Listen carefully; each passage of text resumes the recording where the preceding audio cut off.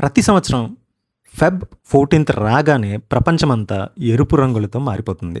గులాబీలు, greeting cards, ఖరీదైన బహుమతులు ఇవే మనకు గుర్తొస్తాయి.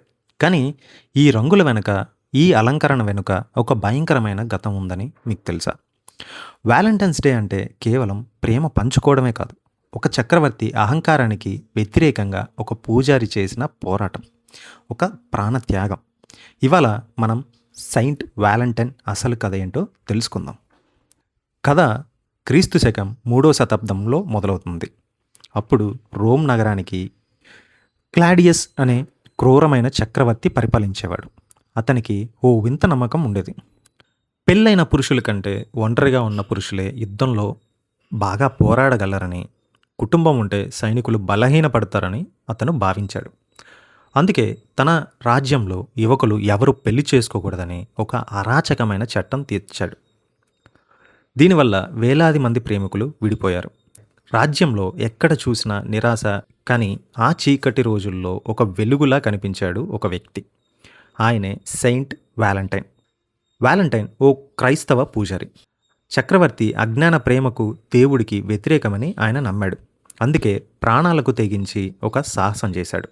చక్రవర్తి కళ్ళు గప్పి అర్ధరాత్రి వేళ చీకటి గదుల్లో ప్రేమికులకు రహస్యంగా పెళ్లిళ్ళు చేయడం మొదలుపెట్టాడు. వాలంటైన్ చేస్తున్న ఈ పని మెల్లగా ఊరంతా పాకింది. ఎంతోమంది యువజంటలు రహస్యంగా ఆయన దగ్గరకు వచ్చి ఒకటయ్యేవారు. ఇది కేవలం పెళ్లి మాత్రమే కాదు, ఒక నియంతకు వ్యతిరేకంగా ప్రేమ గెలవాలి అని చేసిన నిశ్శబ్ద తిరుగుబాటు. ఏ రహస్యమైనా ఎంతో కాలం దాగదు కదా. చక్రవర్తికి ఈ విషయం తెలిసింది. కోపంతో ఊగిపోయిన క్లాడియస్ వాలంటైన్ను బంధించి జైల్లో వేయించాడు. అక్కడే ఒక అద్భుతం జరిగింది. వాలంటైన్ పర్యవేక్షించే జైలర్ పేరు ఆస్టీరియస్. అతనికి ఓ కూతురుండేది. ఆమె అంధురాలు. వాలంటైన్ గొప్ప వ్యక్తి అని తెలుసుకున్న ఆస్టీరియస్ తన కూతురికి చదువు చెప్పమని కోరాడు. జైలు గోడల మధ్య వారిద్దరికీ స్నేహం ఏర్పడింది. వాలంటైన్ ప్రార్థనల వల్ల ఆమెకు చూపు వచ్చిందని కొన్ని కథలు చెబుతున్నాయి. మరికొన్ని కథల ప్రకారం ఆమెకు ప్రపంచం గురించి వివరించి ఆమె జీవితంలో రంగులు నింపాడు వాలంటైన్. వాలంటైన్ తన మతం మార్చుకుంటే వదిలేస్తానని చక్రవర్తి ఆశ చూపాడు. కానీ వాలంటైన్ తల వంచలేదు. చివరకు ఫిబ్రవరి 14న అతనికి మరణశిక్ష ఖరారు చేశారు. చనిపోయే ముందు వాలంటైన్ ఆ జైలు కూతురికి ఓ చిన్న లేఖ రాశాడు. ఆ లేఖ చివరన ఫ్రమ్ యువర్ వాలంటైన్ అని సంతకం చేశాడు. ఈ మాటలే కాలక్రమేణా ప్రపంచవ్యాప్తంగా ప్రసిద్ధి చెందాయి. క్రీస్తు శకం 270 ఫిబ్రవరి 14న వాలంటైన్ను ఉరితీశారు. ప్రేమ కోసం ఒక వ్యక్తి చేసిన అత్యున్నత త్యాగం అది.